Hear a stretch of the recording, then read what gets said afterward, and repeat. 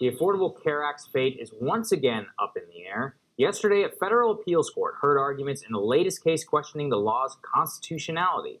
The lawsuit was brought by a group of Republican attorneys general. They argue that the individual mandate's 2017 repeal voids the Supreme Court decision that upheld the ACA in the first place. While a decision has not yet been reached in that case, one facet of healthcare reform that both sides seem to agree on is medical spending reform. The Protecting People from Surprise Medical Bills Act targets the financial disputes between medical providers and insurance companies when they cannot agree on a price. That often leaves people stuck with thousands of dollars in surprise medical bills. Indiana Republican Congressman Dr. Larry Bucshon is a co-sponsor of the legislation, and he serves on the Energy and Commerce Committee and its subcommittee on healthcare. And he joins us now to discuss the bill and the ACA lawsuit. Welcome, sir. Well, thank you for having me. Appreciate it. I wanted to start with the lawsuit. The judges who heard this appeal sounded pretty skeptical about the constitutionality of the ACA. Of course, even people who are opposed to the ACA are concerned that completely tossing out the law could cause chaos in the marketplace, not to mention the millions who could lose health care coverage. What are you hoping for from the outcome of that case?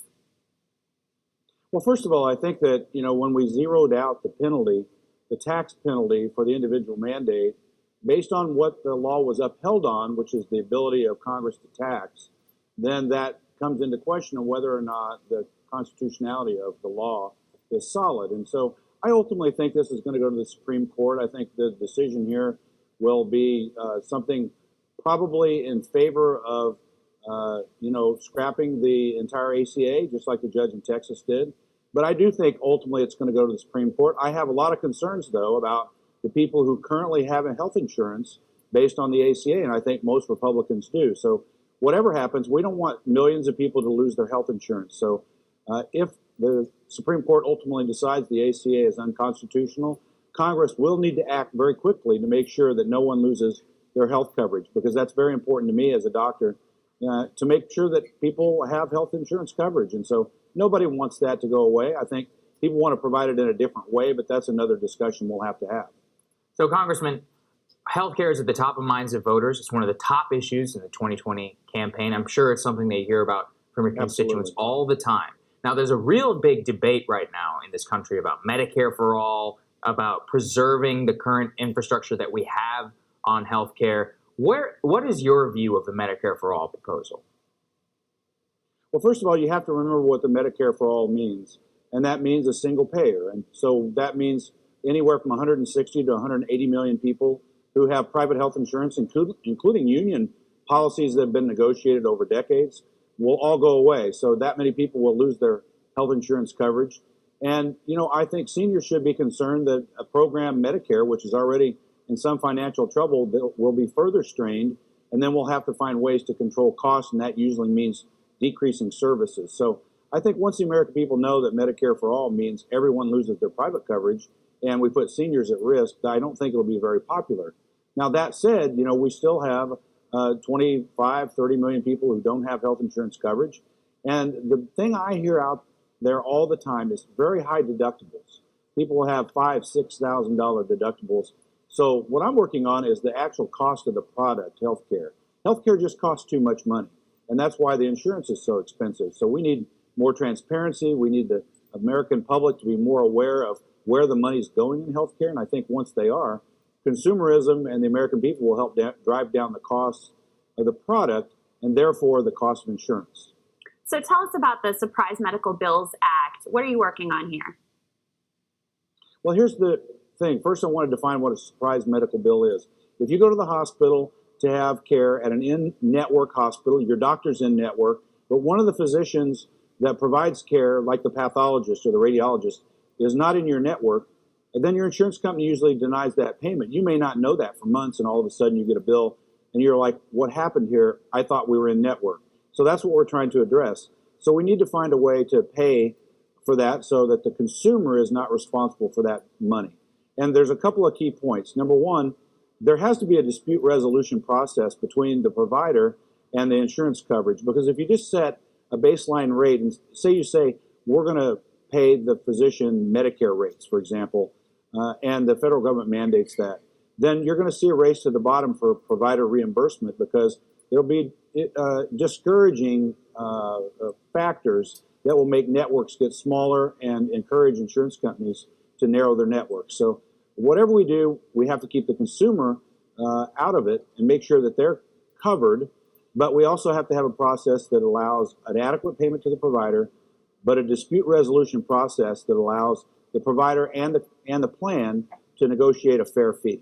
Congressman, the president has made drug pricing control one of the priorities heading into the 2020 election. Are you satisfied with the administration's moves on this and the Secretary Azar have put in place, particularly on commercials having to include the price of a drug? Do you think that, as a physician, is that the way to tackle this problem?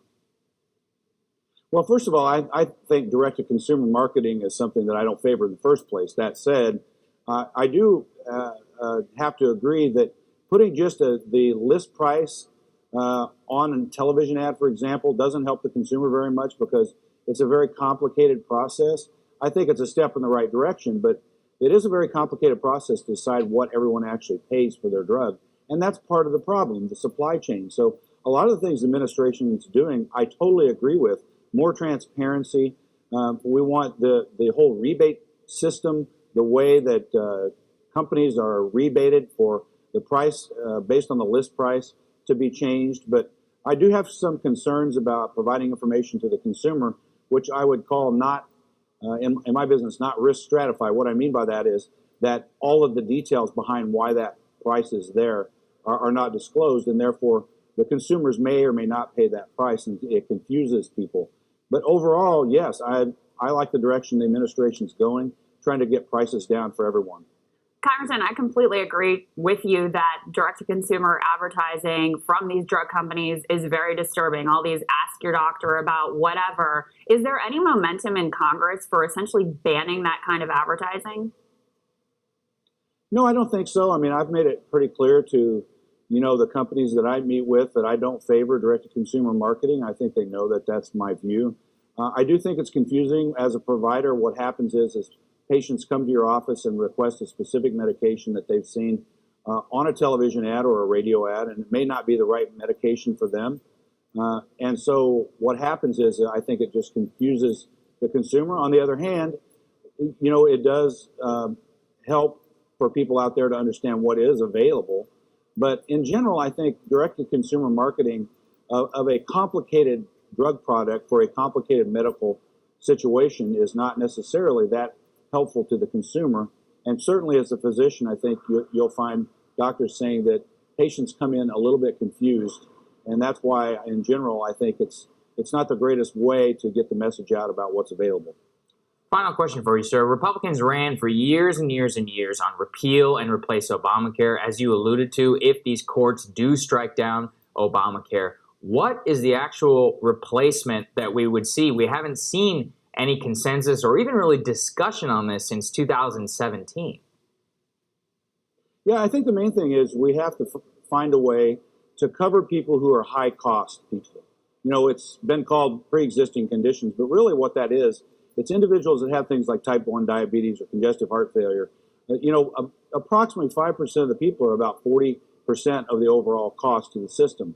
So I think whatever we do, one thing we need to do is we need to separate out what I would call high-cost individuals, make sure that they're properly covered, and we're going to have to subsidize that at the federal level, usually through state-based exchanges.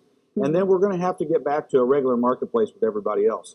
That's the big issue. How do we cover the high-cost individuals in the healthcare space? Obamacare did that by putting everyone in the same pool, the risk pool, and that hasn't worked because it's driven up costs for everyone.